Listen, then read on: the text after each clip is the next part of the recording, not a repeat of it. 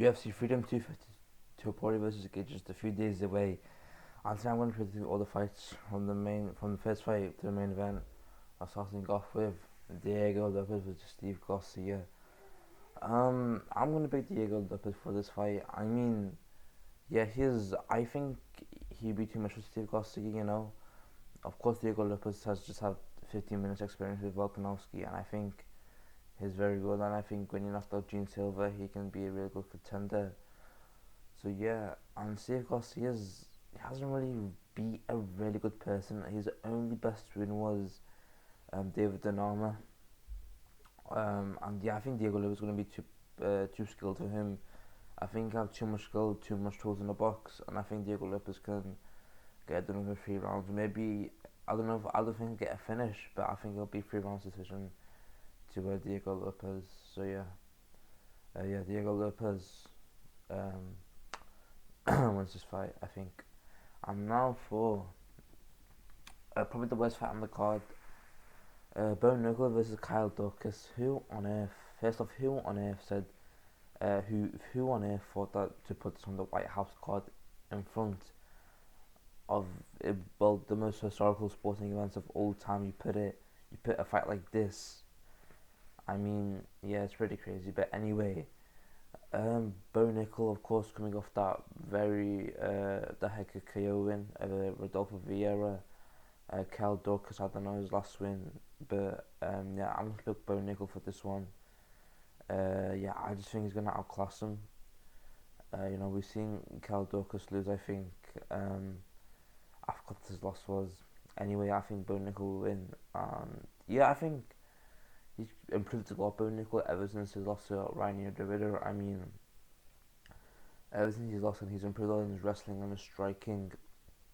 Yeah, I'm gonna pick Nickal to win this one. Nickal was Nickal Daukaus. I'm picking Nickal. I think Nickal Daukaus is gonna. I think he hasn't really fought like a level of a fighter yet than Nickal. So yeah, and then for Mauricio Ruffy versus Michael Chandler. I'm gonna make Mauricio Ruffy easily. I think he's gonna knock out Chandler in like the second round. I mean, Chandler hasn't fought since last April, and his last win was against Tony Ferguson, which was in 2022. And I think Mauricio Ruffy is going to outclass him everywhere. Mauricio Ruffy just got that big knockout over Rafael Fiziev, yeah, which was a great fight. He improved a lot from his loss against Benoit Saint Denis, and even then, his win against King Green, against Bobby Green, who we see now is a crazy prospect in lightweight division. I think he beat Islam's teammate as well. Yeah, and I think Michael Chandler's just going to get too outclassed. Michael Chandler hasn't fought anybody since since April actually. He hasn't really had a really good win until Tony Ferguson, who was on a 5 losing streak. So yeah, I think Mauricio is going to do it in like round 2. I think that's when he's going to knock him out. And then the heavyweight bout, Josh Hokit versus Derek Lewis. Well, this fight was added really late to the card. It was added in like April, after the UFC 327, and yeah, for this one, I'm gonna pick Josh Hokit to win again. I think Derek Lewis is getting too old and way past his prime.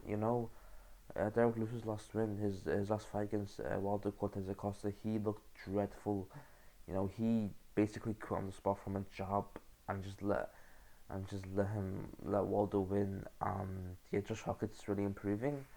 His fight against Curtis Play is probably one of the greatest fights of all time, if not the greatest in like the heavyweight division. And I think Josh is going to be too fast for Lewis. I mean, Derek Lewis just has a puncher's chance, but yeah, I think even Hokit can TKO him in the second round, just like Lewis against Waldo Cortez Acosta. I think Hokit's going to be too fast, too sharp, and I think Hokit will be able to get this done over 2 rounds. I think he's going to TKO him in the second round. And now for a really interesting fight, Sean O'Malley versus Ayman Zahabi. First off, why is Ayman Zahabi on the card? No disrespect, but I honestly thought Sean O'Malley could have fought Corey's hand taken. But anyway, for this fight, I'm going to pick Sean O'Malley. I think he's going to be too. I think he's going to outclass Ayman Zahabi. I mean, I know Ayman Zahabi's on a 7-fight win streak, but his only good win against Aldo, who was 38. Yeah, and I think Sean O'Malley's going to be back to his best. I mean, his win against Song Yadong has really improved him a lot, and ever since then, his win against Song Yadong has been improving a lot.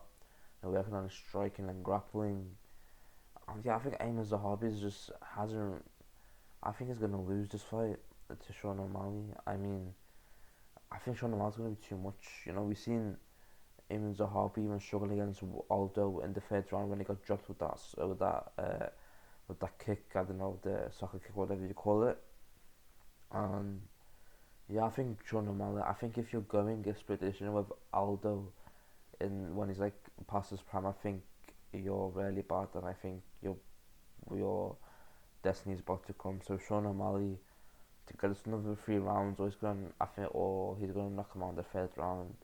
And Sean O'Malley's really good, and so if he wants to fight Sean O'Malley, he can look forward to a title shot. Yeah, so I think Sean O'Malley will TKO him as a hobby, or a dominant decision, in 3 rounds. Now for the co-main event. It's probably the really interesting fight on the card. Probably the most interesting fight on the card. Alex Periera versus Cyril Gane for the interim heavyweight title. Now this fight is really interesting. I see loads of people picking Alex Periera, but I'm actually gonna pick Cyril Gane. But I think it's gonna be really close. It'll either be Cyril Gane by a 48-47 decision or Periera knocking them out, and I'm favouring Gane for 48-47. I think this fight will go 5 rounds. I think it won't be like the Ankalaev rematch. I don't think Periera's gonna charge straight at Gane, like I think it's Ankalaev. And yeah, I think we've seen Alex Periera against Ankalaev in their first fight. He struggled a lot, especially with the kickboxer like Ankalaev, and probably better kickboxer like Cyril Gane. And even against his fight with Adesanya, the second fight, the rematch where he got knocked out, yeah, that was really bad. And I know Alex has improved a lot since that Adesanya fight, but I just think I think Cyril Gane's actually gonna be too fast. We've seen videos of Alex Periera, at heavyweight he doesn't look as fast or as big as he would. And another factor playing into this is that Alex Periera is fighting a guy that's bigger than him for the first time. All of his opponents in the light heavyweight and the middleweight has been like shorter opponents. And I think Cyril Gane will be able to get a 48-47 decision. I think he's going to be able to jab like he did against Tom Aspinall. Unless if Alex Periera doesn't pressure Gane to the fence, I think Cyril Gane's going to outclass him. Not outclass him, but I think he got the judges nod 48-47. It'll be close, but I have Gane winning it. I know Alex Periera is a fan favourite. I've seen loads of people choosing Alex Periera for this fight, but I'm picking Gane. I think the heavyweight will be too much for Periera, and I think Gane's gonna win 48-47. But it can be anyway. And now for the main event, Ilia Topuria versus Justin Gaethje for the lightweight championship. I'm actually gonna pick Justin Gaethje. No, I'm joking. I'm picking Ilia Topuria. I think he'll knock him out in the second round. I seen loads of people doubting Justin Gaethje, and I'm going to be one of them. I just think when you've been dropped so many times against Holloway, against Oliveira, against Dustin Poirier in the first fight, against loads of other people, and you're facing a guy who's 17-0 undefeated, knocked out two of the people who finished you, Holloway and Oliveira, who finished Gaethje. I just think it is going to be too sharp, too fast.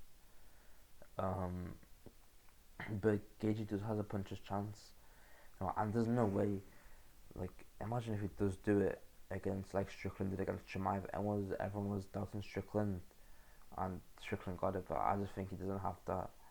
So I'm picking Elliott to knock him on the second round. I think it'll be quick, like he said, and especially with the trash talk just Gaethje's putting out, I think that's gonna motivate Elliott a bit more.